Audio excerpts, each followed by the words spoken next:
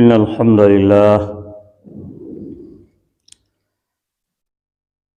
نحمده ونستعينه ونستغفره ونؤمن به ونتوكل عليه ونعوذ بالله من شرور أنفسنا ومن سيئات أعمالنا من يهده الله فلا مضل له ومن يضلله فلا هادي له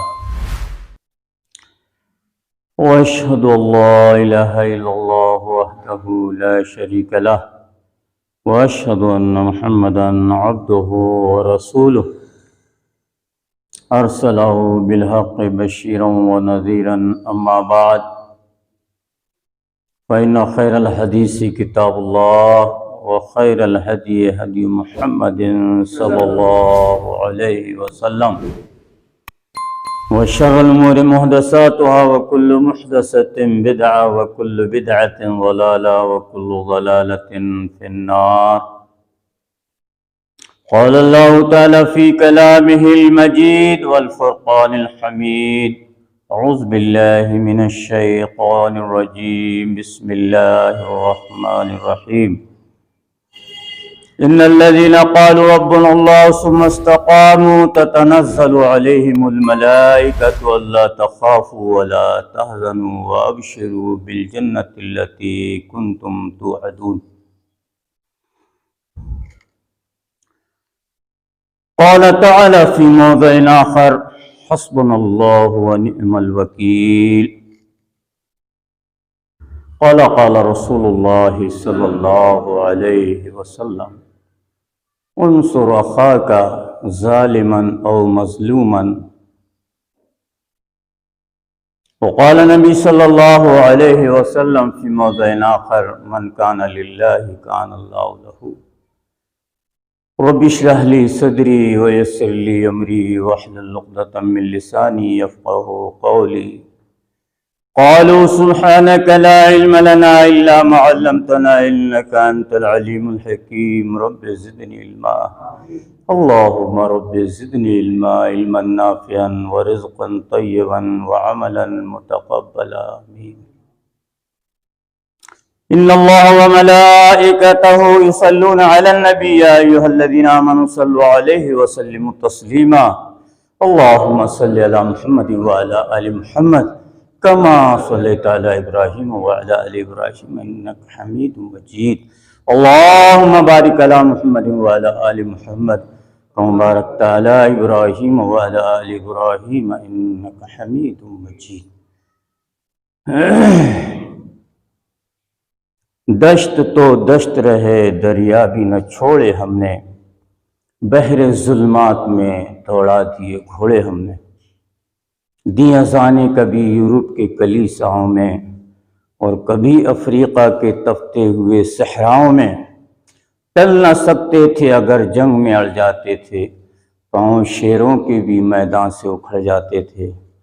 تجھ سے سرکس ہوا کوئی تو بگڑ جاتے تھے، تیغ کیا چیز ہے ہم توپ سے لڑ جاتے تھے.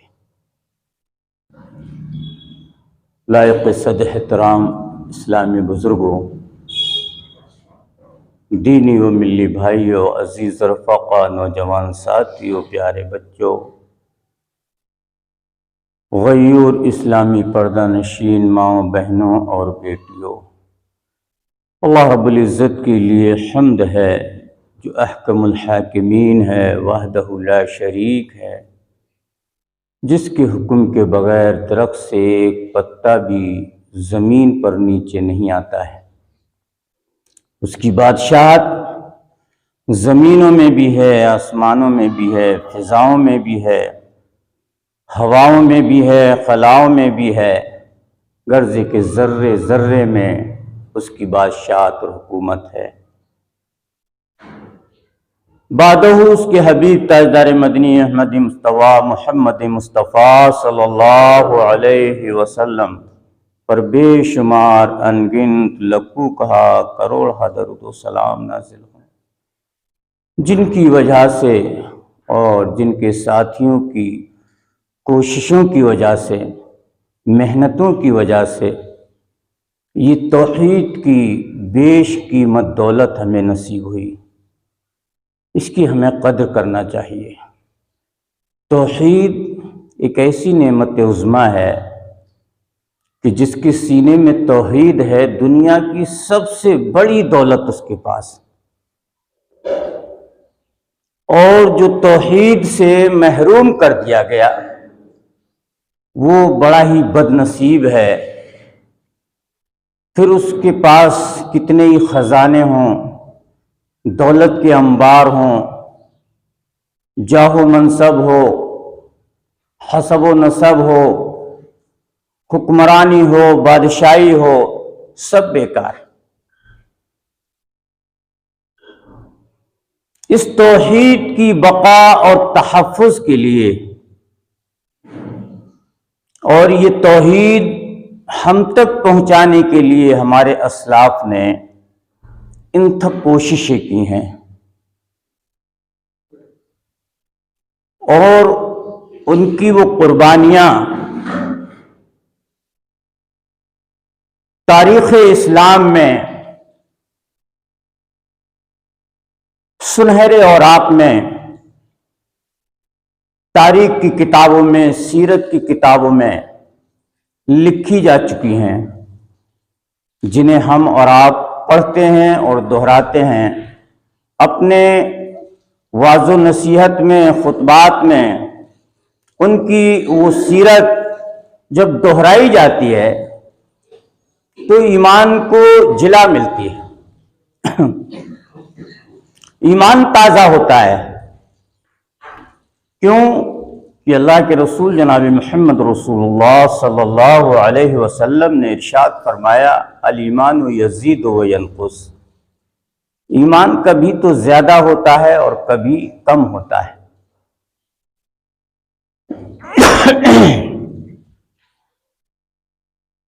معلوم یہ ہوا کہ جب اللہ اور اس کے رسول کا ذکر سنایا جاتا ہے اور سنا جاتا ہے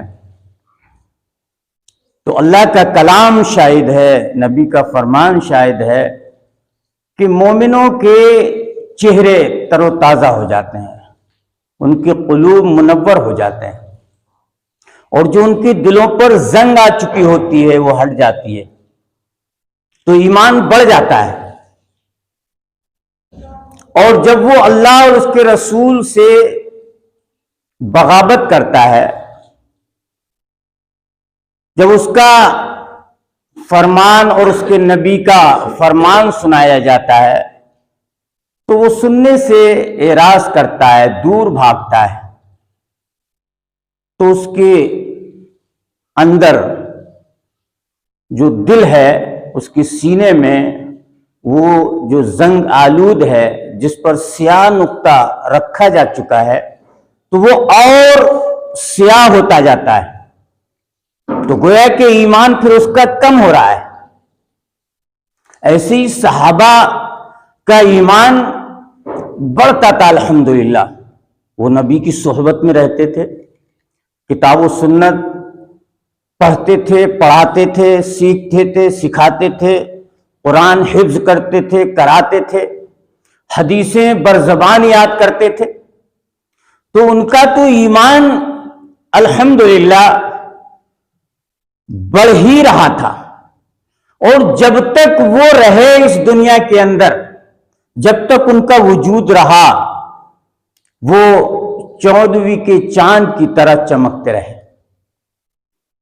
اور اللہ کی نصرت اور مدد ان کے شامل حال رہی۔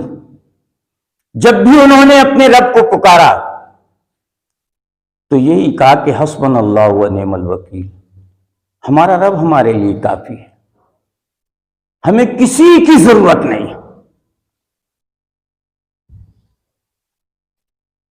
اور اللہ نے ان کے اسی عقیدے کی بنیاد پر، اسی توحید کی نسبت سے انہیں وہ فتح و کامرانی عطا فرمائی کہ نصف صدی کے اندر، صرف 50 سالوں میں پوری دنیا پر قابض ہو گئے الحمدللہ۔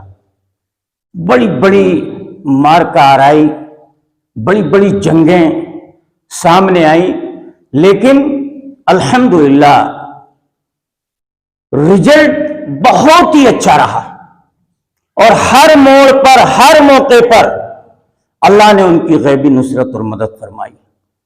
لیکن ان کی زبان پر ایک چیز رہتی تھی جسے توکل کہتے ہیں، کامل یقین کہتے ہیں۔ آج ہم مسلمان تو ہیں، لیکن ہمیں اللہ کی ذات پر صحیح معنی میں کامل یقین اور بھروسہ اور توکل نہیں ہے۔ ذرا سی ٹھوکر لگتی ہے، ذرا سی کوئی تکلیف پہنچتی ہے، کوئی آزمائش ہوتی ہے، ہم اپنے رب حقیقی کو بھول جاتے ہیں، اور کہاں کہاں نہ جانے جا کر کے اپنی منتیں، مرادیں اور اپنی حاجتیں رکھتے ہیں، عرضیاں لگاتے ہیں۔ اگر اللہ کے در سے دور جاؤ گے، گمراہ ہو جاؤ گے، ضلالت و گمراہی تمہیں ہر طرف سے گھیر لے گی، اور دنیا کی کوئی طاقت، کوئی پیر مرشد، کوئی پیر فقیر، کوئی غوث قطب ابدال تمہاری وہ ضرورت اور وہ حاجت پوری نہیں کر سکتا۔ یہ عقیدہ رکھنا، صرف اللہ کے در سے ہی تمام ضرورتیں، حاجتیں پوری ہوتی ہیں۔ اور وہ کون ہے جو پریشانی کے وقت میں تمہاری پریشانی کو دور کرتا ہے؟ وہ اللہ ہی ہے۔ ہمیں بھی اللہ سے ہی اپنی عرضی لگانا چاہیے جب بھی کوئی مصیبت آئے، کوئی امتحان آئے، کوئی آزمائش کی جائے۔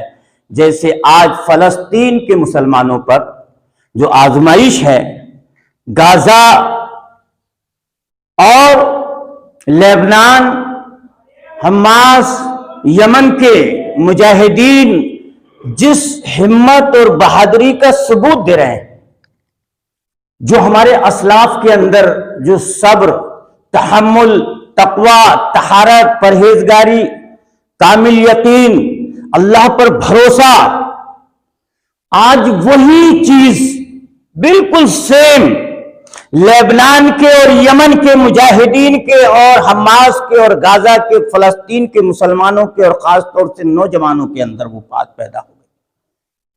میں پھر کہہ رہا ہوں اللہ سے، اس مسجد اہل حدیث میں دعا کر رہا ہوں کہ بار الہ، جیسے تو نے ہر موڑ پر مومنین کی، مسلمانوں کی غیبی نصرت اور مدد فرمائی ہے، اے اللہ آج وہ بھی تیری نصرت کی، تیری مدد کے مستحق ہیں۔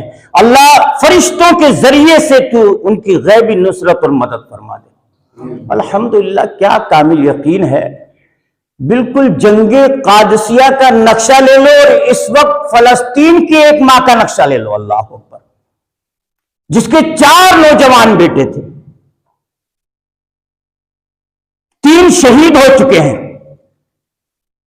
ایک بیٹا باقی بچا ہے، اور دعا کر رہی کہ اللہ جب یہ 4تھا بیٹا تیری راہ میں شہید ہو جائے گا، جامع شہادت نوش کر لے گا، اللہ میں شکریہ کا سجدہ کروں گی، میں تیرے سامنے گر جاؤں گی کہ اللہ تو نے میرے بیٹوں کی قربانی کو اور میری قربانی کو قبول کر لیا۔ اللہ اکبر۔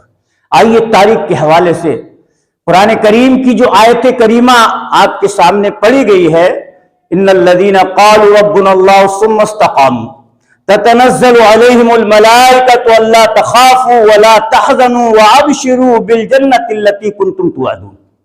وہ لوگ جو مصیبت کے وقت، پریشانی کے وقت، امتحان کے وقت، آزمائے جانے کے وقت یہ کہتے ہیں کہ ہمارا رب اللہ ہے، ہمارا رب اللہ ہے، اور اسی سے اپنی لو لگاتے ہیں، اسی سے منت اور مرادیں مانگتے ہیں، اسی سے مدد چاہتے ہیں۔ تو اللہ فرماتا ہے کہ ایسے کامل مومن اور یقین کرنے والوں کے لیے، اللہ پر بھروسہ کرنے والوں کے لیے، اللہ سے مدد چاہنے والوں کے لیے میری مدد ایسی ہوتی ہے کہ میں آسمان سے فرشتوں کی جھنڈ کے جھنڈ اور جماعتوں کی جماعتیں، قطاروں کی قطاریں نازل فرماتا ہوں۔ تتنزل علیہم الملائکۃ اللہ تخافوا ولا تحزنوا، پھر نہ وہ کسی سے ڈریں گے، نہ خوف کھائیں گے۔ اللہ اکبر۔ جب فرشتے آ جائیں اور اللہ کی مدد آ جائے، پھر دنیا کی کیا طاقت ہے ان مومنین کے سامنے؟ کہ وہ ان کو زیر کر سکے یا وہ خوف کھا سکے یا ڈر سکے۔ آج یہی بالکل کامل یقین ہمارے صحابہ کی طرح، اسلاف کی طرح، ہمارے اسلاف کی ماں بہنوں کی طرح آج ان مجاہدین کی ماؤں کے اندر بھی آ چکا ہے، ان بہنوں کے اندر بھی آ چکا ہے، ان بیٹیوں کے اندر بھی آ چکا ہے، جن کے پورے پورے گھر اجڑ چکے ہیں۔ کسی گھرانے میں ایک رہ گیا ہے، کسی میں دو رہ گئے ہیں، اور بعض گھرانہ ایسا بھی پورا کا پورا شہید ہو گیا، بالکل اجاڑ دیا گیا ہے۔ لیکن ان کے ہمت اور حوصلے اور ان کا توکل اور ان کا اطمینان اور کامل یقین اس بات کی غمازی کر رہا ہے کہ ہم کچھ بھی صحیح، جان مال اولاد وطن سب کچھ قربان کر دیں گے اس مسجد اقصی کے لیے اور دین کی سربلندی کے لیے، لیکن اب پیچھے نہیں ہٹیں گے۔ اللہ اکبر! یہی تو صحابہ کا عزم تھا بھائی۔ اور صحابہ کی جو ماں بہنیں بیٹیاں تھیں، اسلام کی شہزادیاں، وہ حیادار مائیں اور بہنیں اور بیٹیاں، کہ کسی کا باپ شہید ہو رہا ہے، کسی کا شوہر شہید ہو رہا ہے، کسی کا بیٹا شہید ہو رہا ہے، اور کسی کے کئی بیٹے شہید ہو رہے ہیں، لیکن کوئی گلہ اور شکوہ نہیں ہے زبان پر۔ اللہ اکبر! جنگ احد کی طرف آپ کو میں لے چلتا ہوں۔ ایک خاتون کو یہ پتہ لگا کہ تمہارے شوہر، تمہارا بھائی، تمہارا بیٹا، تمہارے باپ شہید ہو چکے ہیں، خبر پا کر کے اس عورت کو کیا کرنا چاہیے تھا؟ ذرا آپ سوچیں، غور کریں کہ ایک عورت بڑی نازک ہوتی ہے، دل بھی اس کا نازک ہوتا ہے، رونے اور پیٹنے کی چونکہ اس کی ایک فطرت ہے، چیخنے چلانے کی، سینہ کوبی کرنے کی، بیان کرنے کی، لیکن توحید نے ان کو ایک ایسا میسج اور پیغام دیا تھا، اور اللہ کے نبی کی تعلیم سے وہ ایسا آراستہ اور پیراستہ ہوئے تھے کہ بڑی بڑی قربانیاں دینے کے بعد بھی کوئی خاتون، کوئی ماں بہن بیٹی نہ سینہ کوبی کرتی تھی، نہ بیان کرتی تھی، نہ اپنی اولاد کو یاد کر کے یا اپنے شوہر کے بارے میں یا باپ کے بارے میں یا بھائی کے بارے میں کوئی بھی لفظ اپنی زبان سے شکوے اور شکایت کے طور پر بیان نہیں کرتی تھی۔ اللہ اکبر! راستے میں جا رہے ہیں، لوگوں سے آتے جاتے ملاقات ہو رہی ہے، لوگ بتا رہے ہیں، لیکن ایک ہی بات کہتی ہیں کہ تم یہ بتاؤ مجھے کہ اللہ کے رسول کا کیا حال ہے۔ میں آپ سے پوچھنا چاہتا ہوں کہ کسی خاتون کا شوہر، اس کا باپ، اس کا بھائی، اس کا بیٹا کسی جنگ میں شہید ہو جائے، کہیں مارے جائیں کفر اور اسلام کی لڑائی میں، تو وہ کیا کرے گی؟ اللہ کے نبی جناب محمد رسول اللہ صلی اللہ علیہ وسلم سے عقیدت اور محبت دیکھیے آپ، کہ نبی کی محبت کے مقابلے میں باپ، بھائی، شوہر، بیٹا سب ہیٹے، بار بار یہ پوچھتی ہیں کہ تم یہ بتاؤ کہ کملی والے کا کیا حال ہے۔ اللہ کے نبی تو خیریت سے ہیں، میرے آقا تو عافیت سے ہیں۔ بتانے والا بتاتا ہے کہ ہاں اللہ کے نبی خیریت سے ہیں، لیکن چوٹ آ چکی ہے۔ جنگ احد بڑی مارکے کی جنگ تھی، تاریخ اسلام کی یہ دوسری جنگ تھی جو احد کے مقام پر لڑی گئی۔ سن 2 ہجری میں جنگ بدر 17 رمضان جمعے کا دن، وہ بھی ایک تاریخی جنگ تھی، اس کو بھی نہیں بھلایا جا سکتا۔ لیکن میں بتانا یہ چاہتا ہوں کہ جنگ بدر میں مسلمانوں نے کفار اور مشرکین کے جو بڑے بڑے سرغنہ سردار، جانباز، بہادر مکے کے جری پہلوانوں کو بدر کے مقام پر طے کیا تھا، واصل جہنم کیا تھا، ان کی تعداد 70 تھی، اور جن کو قید کر کے لائے تھے ان کی بھی تعداد 70 تھی۔ وہ رات مکے کی ماتم کدا بن چکی تھی، اور مکہ اور مدینہ کے لوگ بھی اس وقت بہت زیادہ ماتم کیا کرتے تھے، نوحہ خوانی کیا کرتے تھے، سینہ کوبی کیا کرتے تھے۔ وہ عجیب رات تھی کہ جس گھر سے، ہر گھر سے کوئی نہ کوئی نوجوان مارا گیا تھا یا قید و بند کیا گیا تھا۔ ان عورتوں نے یہ قسمیں کھائی تھیں کہ ہم جب تک چوڑیاں نہیں پہنیں گی، ہم جب تک کھانا نہیں کھائیں گی، ایسا نہیں کریں گی، ویسا نہیں کریں گی، جب تک کہ مسلمانوں سے اس کا انتقام اور بدلہ نہیں لے لیا جائے گا۔ 1 سال کے بعد جنگ احد قائم ہو گئی بھائی، اور جنگ احد میں مسلمانوں کی تعداد کیول 1000 تھی اور دشمنوں کی تعداد 3000 تھی، 3 گنا، اور جنگ بدر میں بھی 3 گنا تھی۔ لیکن پہلی نشست میں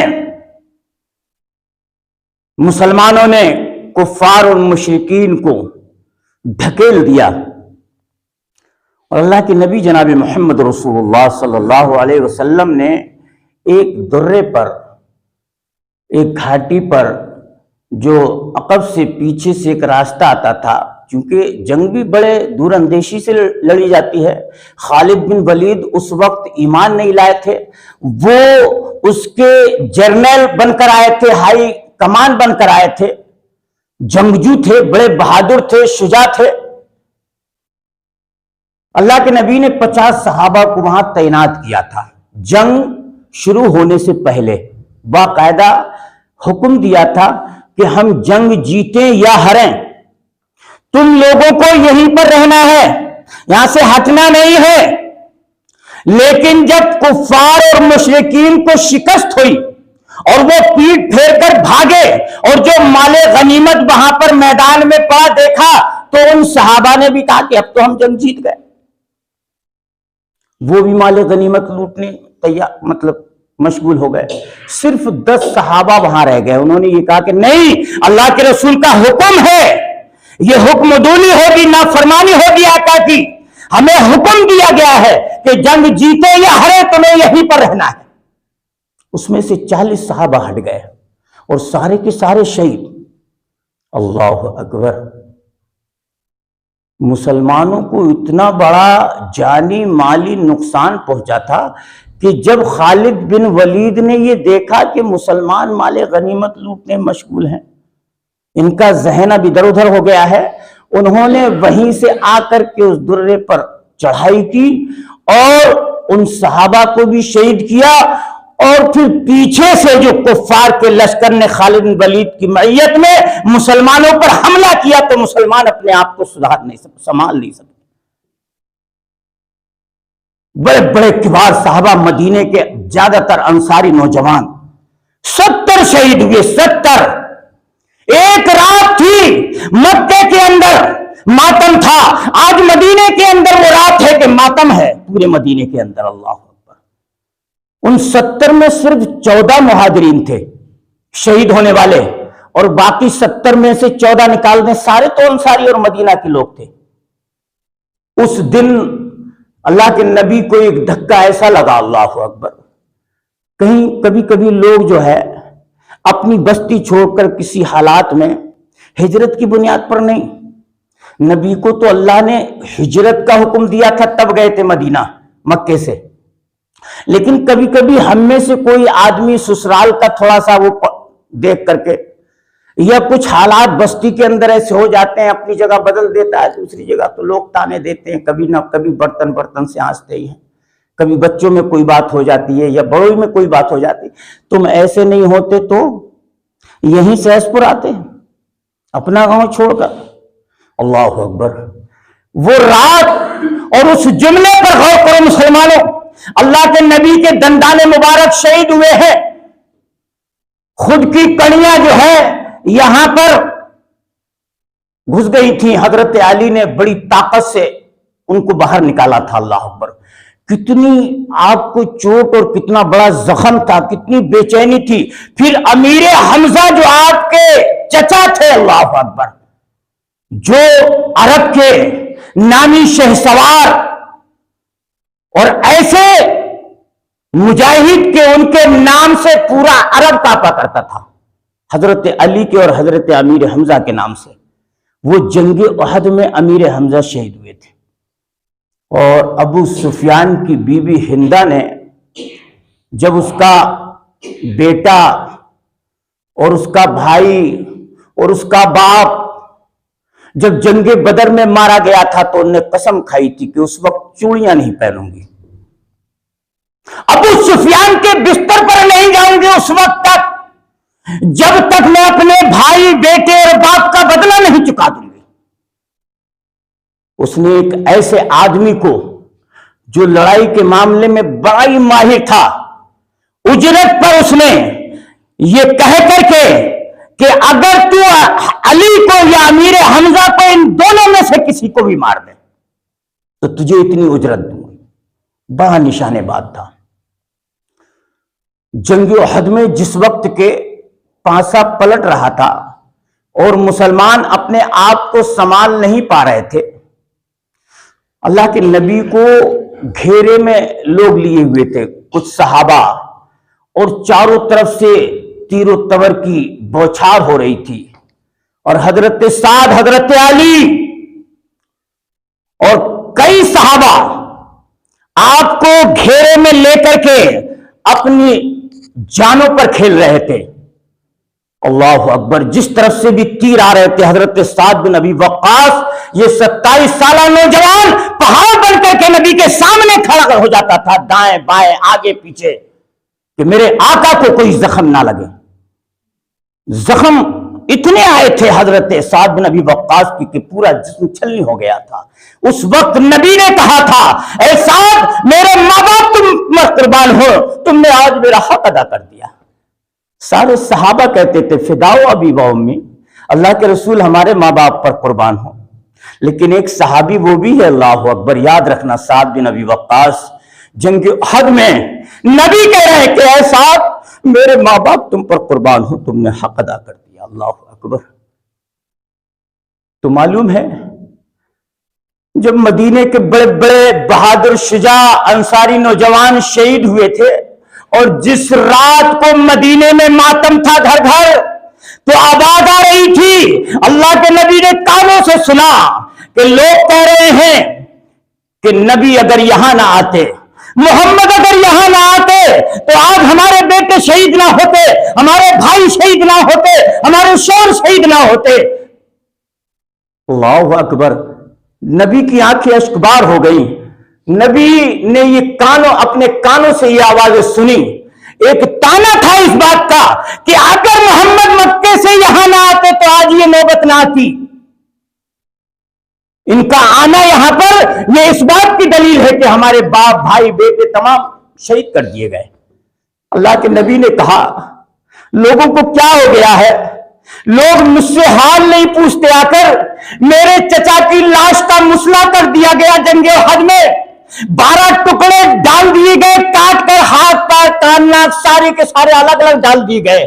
مجھے جتنا دکھ اور تکلیف ہے مجھ سے آ کر کوئی نہیں پوچھتا. اور یہ اوپر سے کہا جا رہا ہے کہ اگر محمد اور ان کے ساتھی اگر مکہ چھوڑ کر یہاں نہ آتے تو یہ دن ہمیں دیکھنے نہیں ملتا.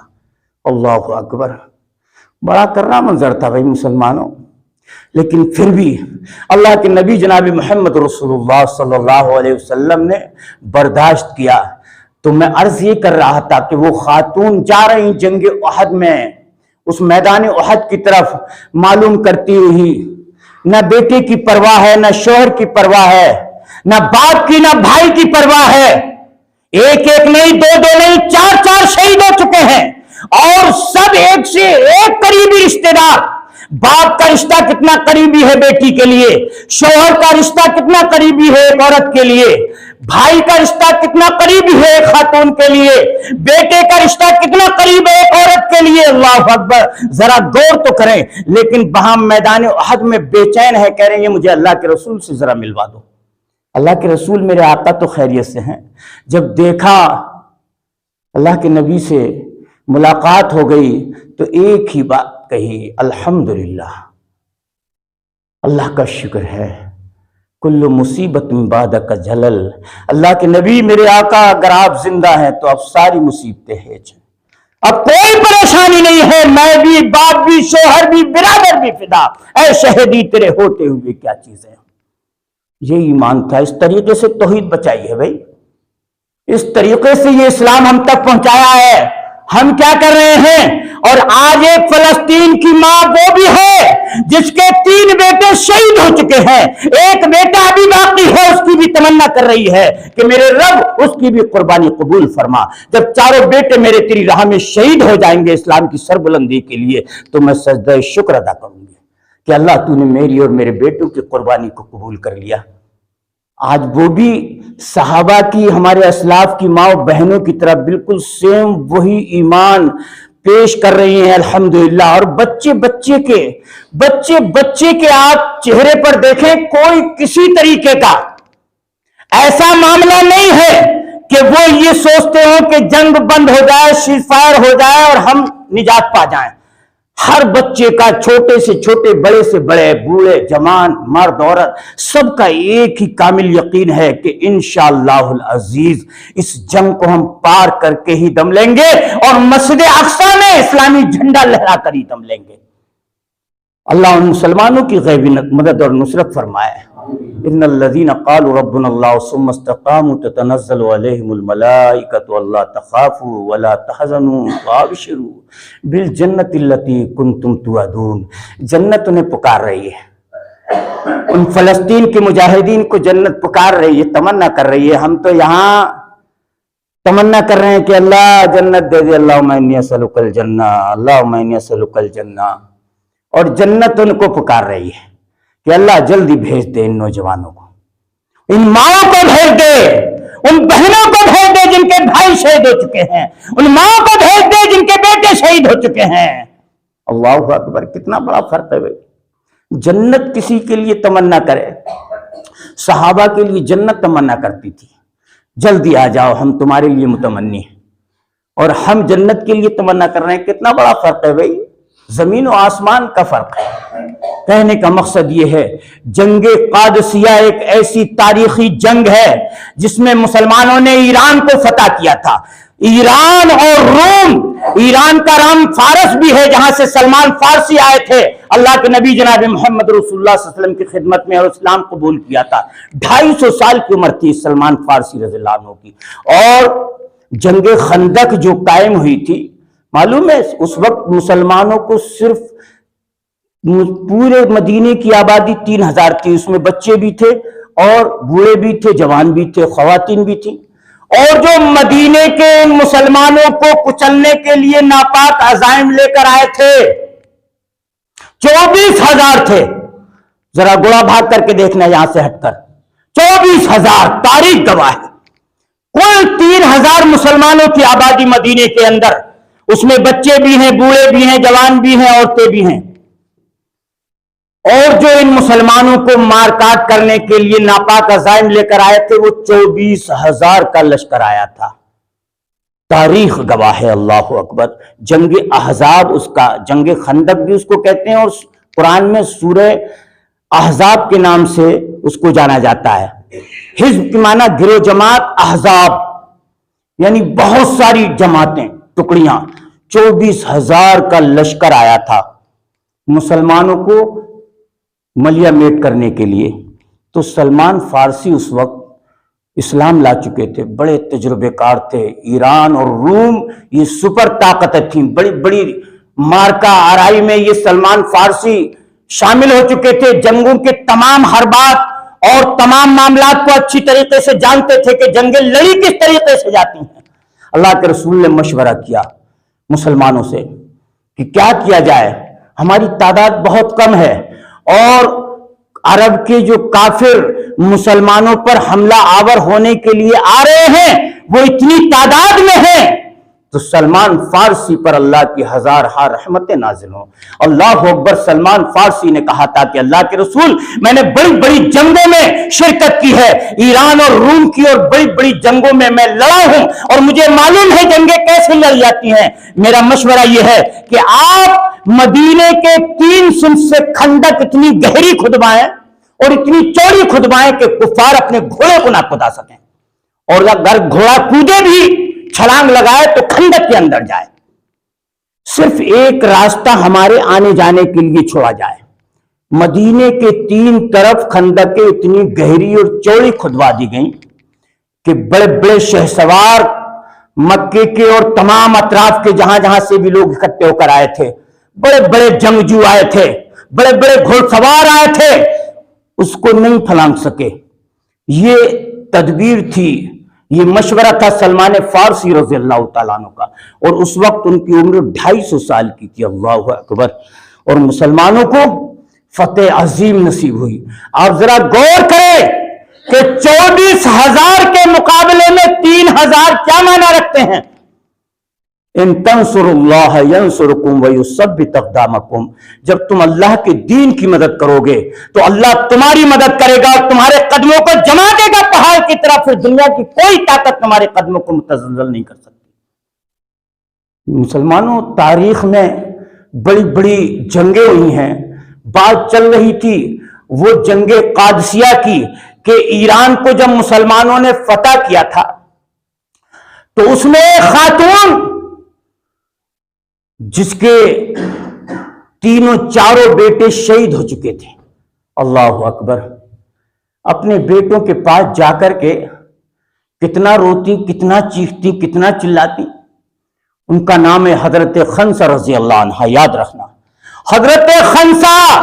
اور جس وقت 4 بیٹوں کو جنگ میں بھیج رہی تھی قادسیہ کے ایران کو فتح کرنے کے لیے مسلمانوں کے ساتھ میں، تو ان کے ایمان کا موازنہ نہیں کر سکتے۔ کیا استقامت تھی، کیا ایمان تھا، کیا توحید تھی ایک عورت کی، اللہ اکبر۔ 4 بیٹوں کو کھڑا کیا اور کہا کہ سنو، میں نے اسلام قبول کیا ہے اپنی مرضی سے، تم نے اسلام قبول کیا اپنی مرضی سے، میں نے نہ تمہارے خاندان پر کوئی بدنما داغ لگایا ہے، نہ تمہارے باپ کے نام کو میں نے کچھ وہ لگایا ہے۔ سنو، مجھے اسلام اچھا لگا، میں نے قبول کر لیا، تمہیں اسلام اچھا لگا، تم نے قبول کر لیا، اور اب جنگ میں جانے کا ایک موقع بھی تمہیں مل گیا۔ لیکن میرے پیارے بیٹو، میں نے جو تمہاری تربیت اور تعلیم کی ہے وہ اسی دن کے لیے کی تھی کہ اب تم جنگ میں جا رہے ہو، لیکن میری ماں کی ایک نصیحت ہے، لڑتے لڑتے شہید ہو جانا، مگر پیٹ پھیر کر مت بھاگنا جنگ سے۔ جتنے بھی زخم آئے سب سامنے سے آئے، پیچھے سے کوئی تمہارے زخم نہیں آنے پائے۔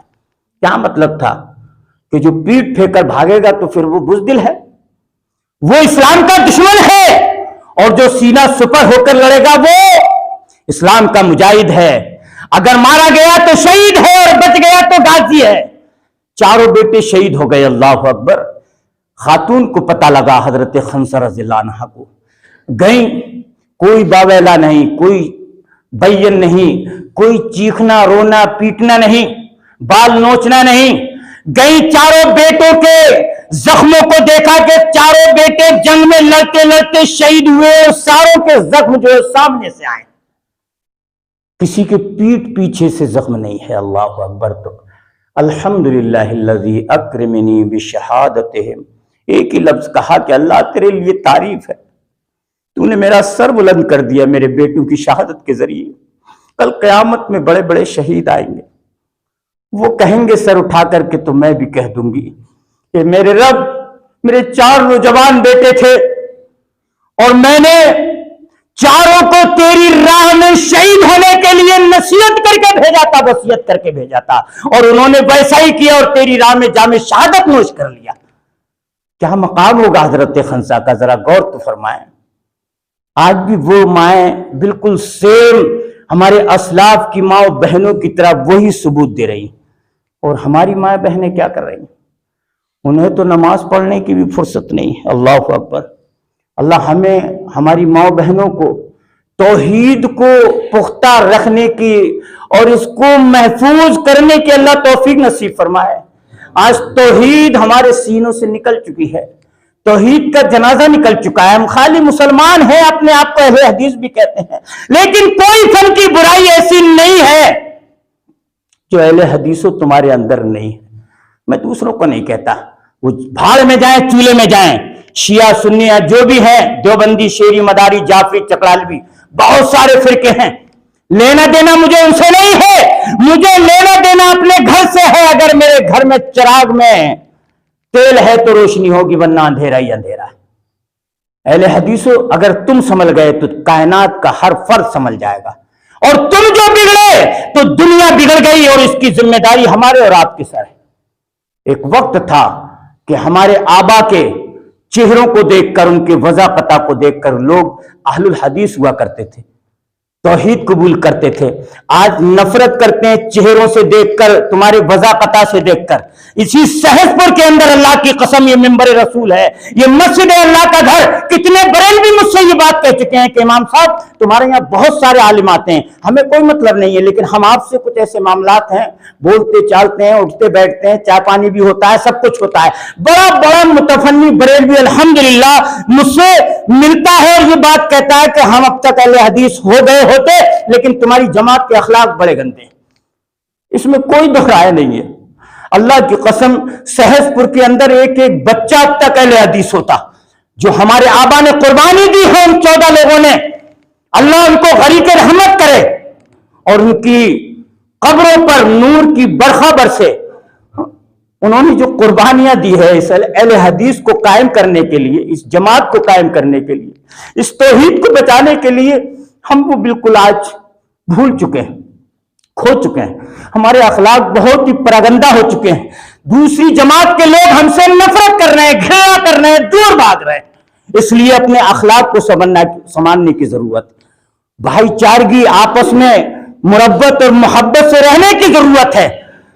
سچائی یہی ہے کہ آج یہاں سہس پور کے اہل حدیث اگر صحیح معنی میں اہل حدیث ہو جائیں تو انشاءاللہ العزیز اس سہس پور کی کایا پلٹ سکتی ہے.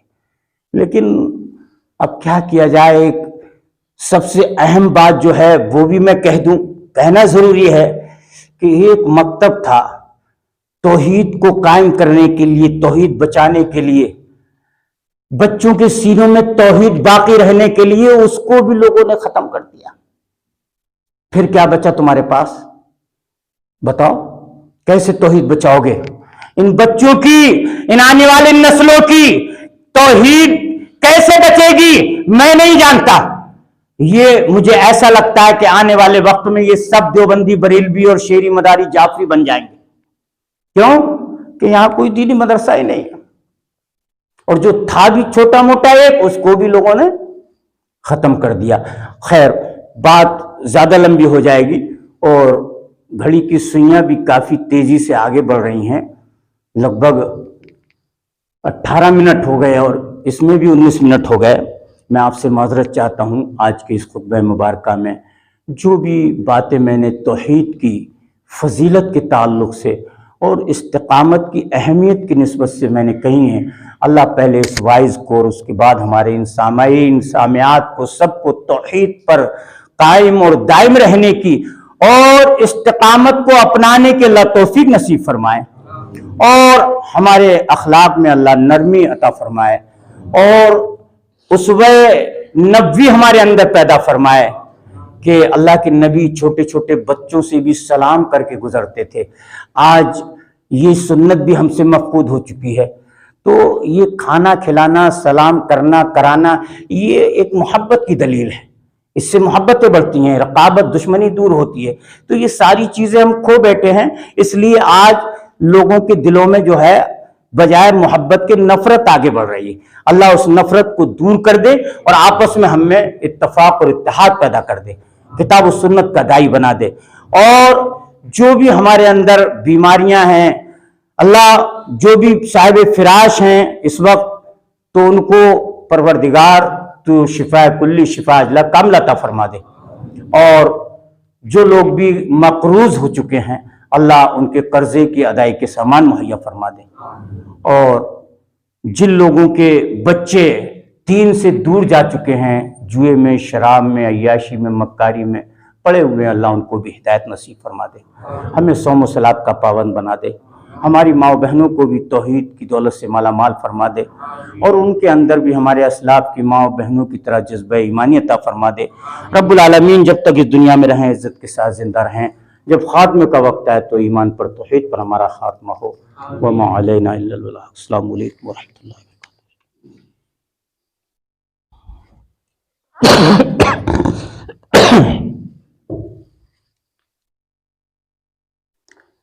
الحمد للہ نحمده ونستعینه ونستغفره ونؤمن به ونتوکل علیہ ونعوذ باللہ من شرور انفسنا ومن سیئات اعمالنا من يهده الله فلا مضل له ومن يضلل فلا هادي له واشهد ان لا اله الا الله وحده لا شريك له واشهد ان محمدا عبده ورسوله اما بعد فان خير الحديث كتاب الله وخير الهدي هدي محمد صلى الله عليه وسلم وشر الأمور محدثاتها وكل محدثة بدعة وكل بدعة ضلالة وكل ضلالة في النار إن الله وملائكته يصلون على النبي يا أيها الذين آمنوا صلوا عليه وسلموا تسليما اللهم صل على محمد وعلى آل محمد كما صليت على إبراهيم وعلى آل إبراهيم إنك حميد مجيد اللهم بارك على محمد وعلى آل محمد كما باركت على إبراهيم وعلى آل إبراهيم إنك حميد مجيد سبحان ربك رب العزة عما يصفون والسلام على المرسلين والحمد لله رب العالمين۔ السلام عليكم ورحمة الله وبركاته۔